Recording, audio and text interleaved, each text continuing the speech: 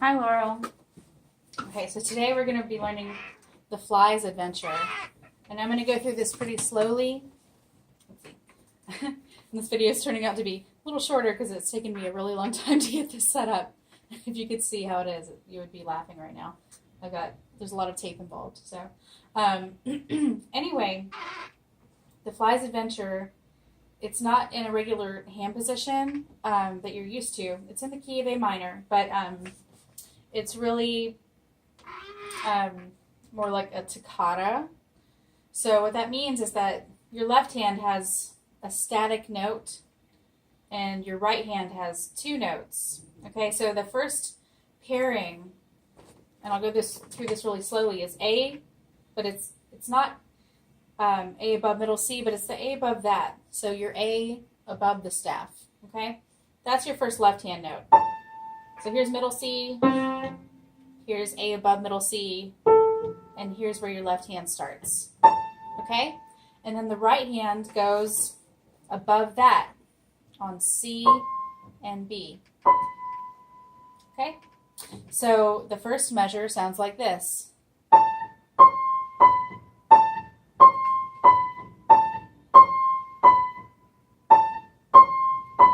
Okay, it's the same thing 4 times. A, C, B, A, C, B, A, C, B, A, C, B. Okay, it doesn't sound that impressive when it's slowed down, but when you speed it up really fast, it has this nice rolling motion that sounds really impressive, but it's actually pretty easy to play. Okay, and that's my favorite kind of piece. So that C and B, that's going to stay the same through 1, 2, 3, the first 4 measures. Okay, your left hand note is going to move from A to G sharp. Then you're going to walk down a little half scale. A, G, F, E, F, G, A. Sorry, lost my place. So again, that's A, G sharp, G sharp, G sharp, G sharp, A, G, F, E, F, G, A. Okay, now I'm going to put those two together. Okay, so the right hand is just going to be playing C and B after every note that the left hand plays, like this.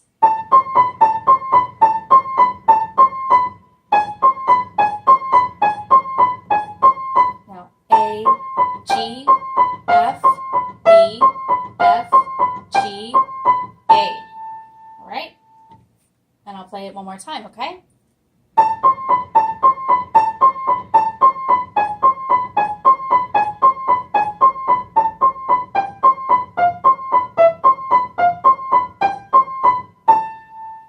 Okay? Now, if that seems too complex, maybe stop the video here and go back and watch it again a couple times, okay? And try to play through with me. So that was just measures 1 through 4. 1, 2, 3, 4. And now we're at measure 5 with a very similar pattern, but it starts in a different place, okay? So we just got done, we were here, A and C. We're going to move up. We're going to go higher. We're going to go to D above that, D and F, okay? So that's not D near middle C. It's not D on the treble staff. It's D above the treble staff, okay? And then your right hand, it's labeled in the music as F, but it has a lot of ledger lines, so I don't want you to get scared about that. But the next pattern starts with D in the left hand, and then F and E in the right hand. Other than that, it's pretty much the same thing. It's going to feel the same to your fingers. So we start with D and then F and E. 4 times in a row.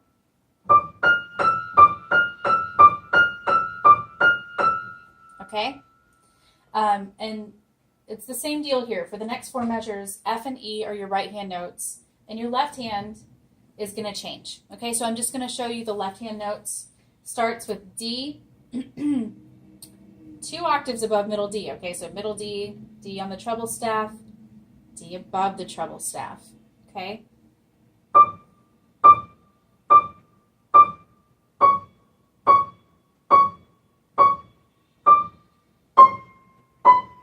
I'm so sorry. Let me track back a little bit. There's a B flat in here.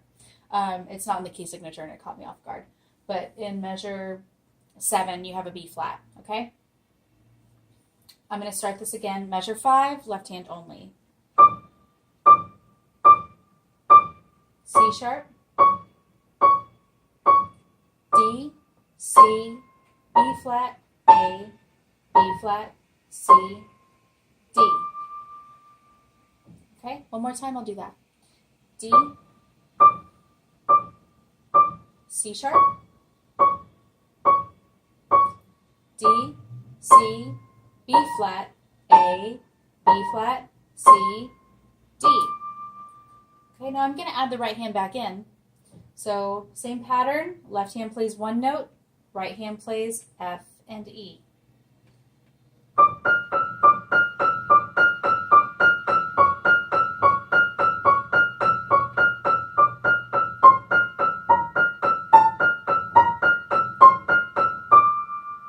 Okay, I'll do that one more time. D, C sharp, D, C, B flat, A, B flat, C, D. Okay, so that is measures 1 through 8, and I'm just going to go ahead and play all of that again, all right? I want you to hear it. So from the beginning, we're starting with A, above the staff, above the treble staff, A, C, and B.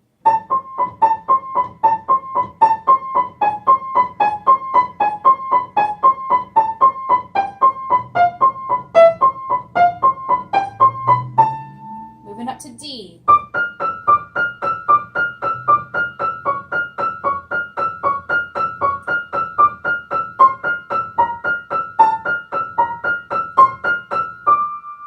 Okay, that's the first 3 lines of the song. So if you've made it that far with no problems, great job. If you have hit some road bumps, no problem. It's to be expected. I don't know how well you can see this on your end of the screen, but I hope it's okay.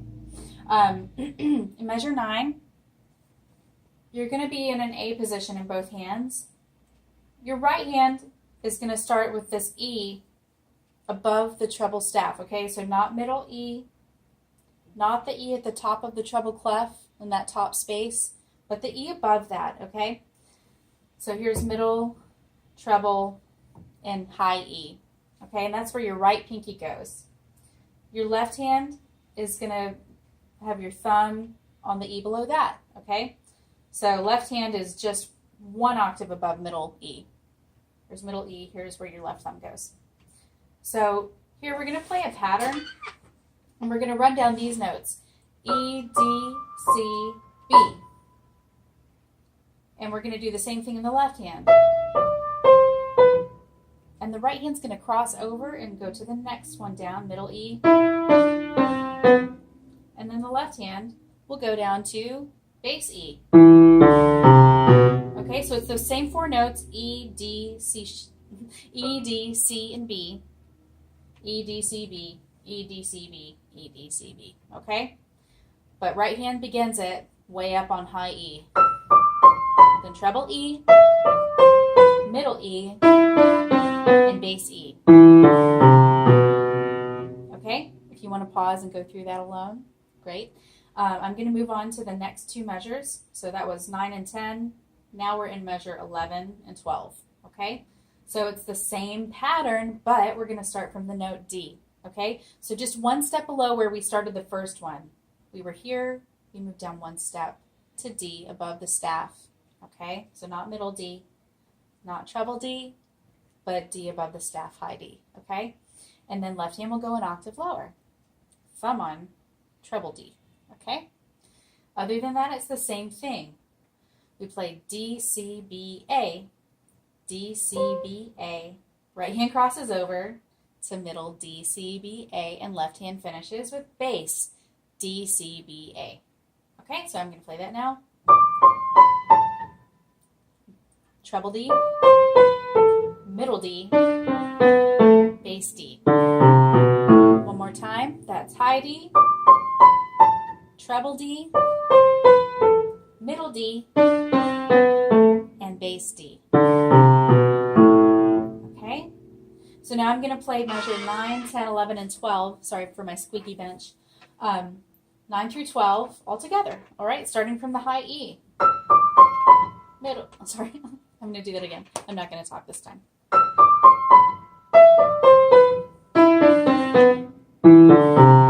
D.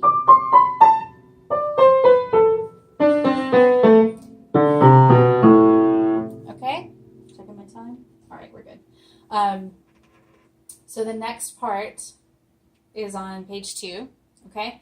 And you're going to start with your left third finger on bass B, okay? So not B below middle C, but the one below that. And if you look in your music, you'll notice that you have 3 whole notes tied together, followed by a tied half note. So you're holding for 4, 8, 12, 14 beats total, and then you have a half rest. So once you've got that B down, you can just focus on your right hand, okay? And the right hand, you have some ledger lines, and I know that looks crazy, but they label the note for you. I don't know if you can see this in my frame, but you start on F sharp below middle C, okay? So here's middle C, and then you start on F sharp right below it with your right hand, okay? So the left hand's just going to hold down the B, and right hand comes in on F sharp, and we go up a chromatic scale. F sharp, G, G sharp, A sharp, B, C, then staccato, but we're still in a chromatic scale. C sharp, D, D sharp, E, F, F sharp, G, G sharp. Okay, and that's going to take us, it's called a transition. So it's not related to anything else in the song. It's just taking us from one part to the next. I know that looks a little confusing, and that fingering is something that I really want you to focus on now. Chromatic scale fingering, you need to keep it very consistent. Otherwise, you'll get all tangled up. Okay? So you start with your third finger on the black key F sharp. All right? And then for the rest of the pattern, you're going to put your thumb on the white keys. I don't know if you can see this. I'm going to scoot back so you can see my hand from this angle. So you're going to start with F sharp, and then your thumb will go to the next white key. Then bring your third finger to the next black key. Thumb to the next white key. Third finger to the next black key. Thumb to the next white key. Okay, now stop for a second. When you get here and there's no black key in between B and C, you use your second finger, okay? So when you have these gaps where there's no black key, use your pointer. And then go back to the rest of the pattern. So then you have third finger on the next black key, 1 on D, 3 on the D sharp, thumb on E, pointer on F because we have no black key in between. Then 3 on F sharp, thumb on G, and finish with 3 on G sharp. Okay? So that's third finger always on the black keys. Anytime you have a black key, you have to have your third finger there. And then your thumb on the white keys in between. And where you don't have a black key, use thumb to pointer. Okay? You only have 2 times that you have to do that. Every other time, it's 3, 1, 3, 1, 3, 1. Okay, so I'm going to show you that again because that's probably the trickiest part in the song. So we start with 3 on F sharp, 1 on G, 3 on G sharp, 1 on A, 3 on A sharp, 1 on B, 2 on C, 3 on C sharp, thumb on D, 3 on D sharp, thumb on E, pointer on F. 3 on F sharp, thumb on G, and third finger on G sharp. Okay, and that's just the top line of the second page. Measures 13, 14, 15, and 16. Okay? Now I'm going to do it with holding down the B. Okay? Hold down your B, then start with F sharp.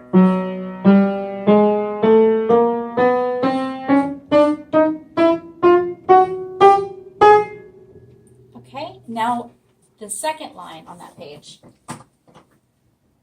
it's almost the same as the beginning, but you're going to start an octave lower, okay? So you're going to start on A in the treble clef, just A above middle C, all right?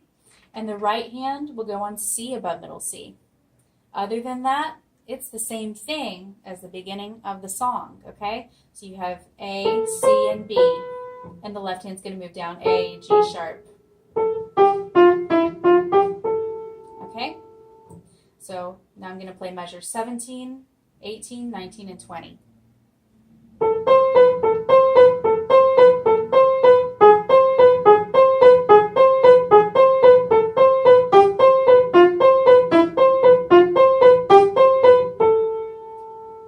Okay?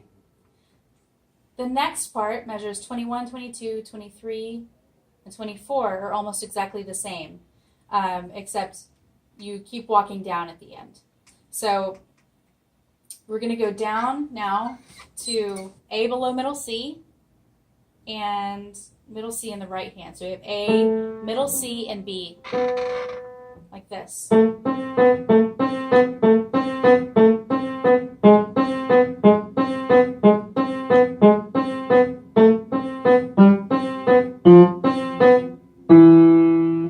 Okay, so now in measure 23 and 24, it just changes a tiny bit because you have less to play in the right hand.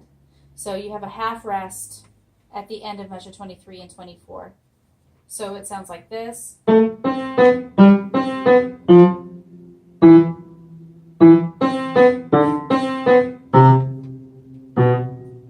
I'm going to play measure 23 and 24 one more time.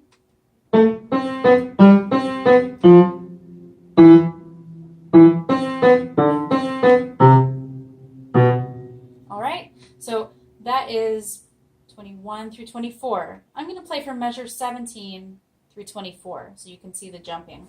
So here we are at A above middle C and treble C.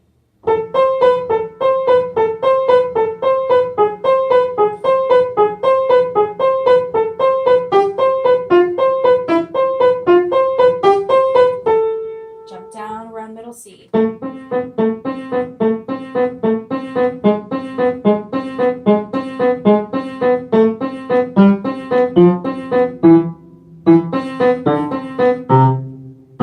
Okay, I played one extra right hand bit. See if you notice where that is. And then to finish it off, you'll be familiar with this part. We just have a running A arpeggio, okay? So we're going to start down at bass C. I'm sorry, bass A. So that's A at the bottom of your bass clef, okay? Left hand's going to replace where the right hand was. And it's going to keep doing that until you get to the top of the piano.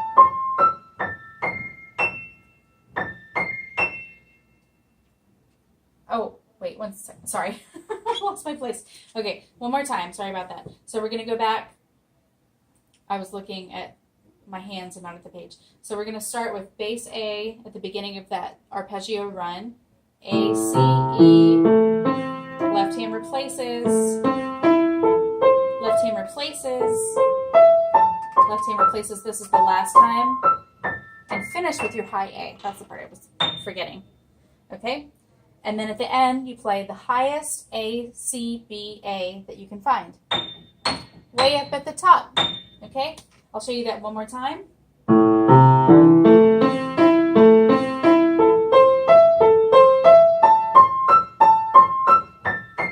High A. From there, A, C, B, A.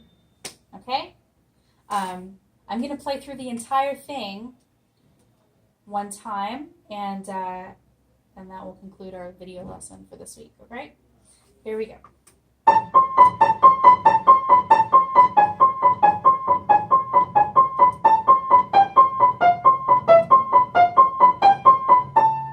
Up to D.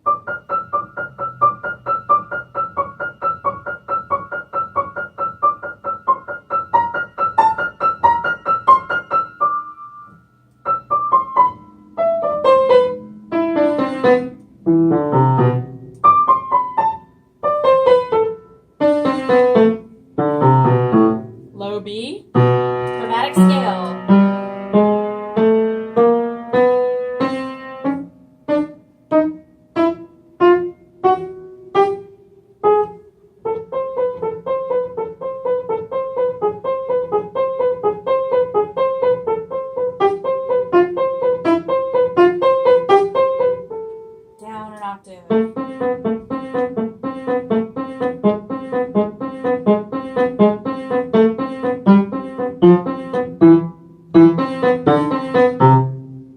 A arpeggio.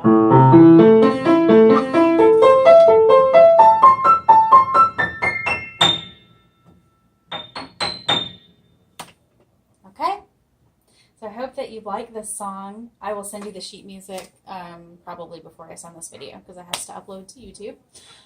But let me know if you have any questions. Other than that, keep playing your scales and your arpeggios, especially A minor arpeggio because it will be helpful in this song. And if you have trouble with the spot, I would just recommend going back and looping it, trying to play with it along with the video. Okay? Have a great week.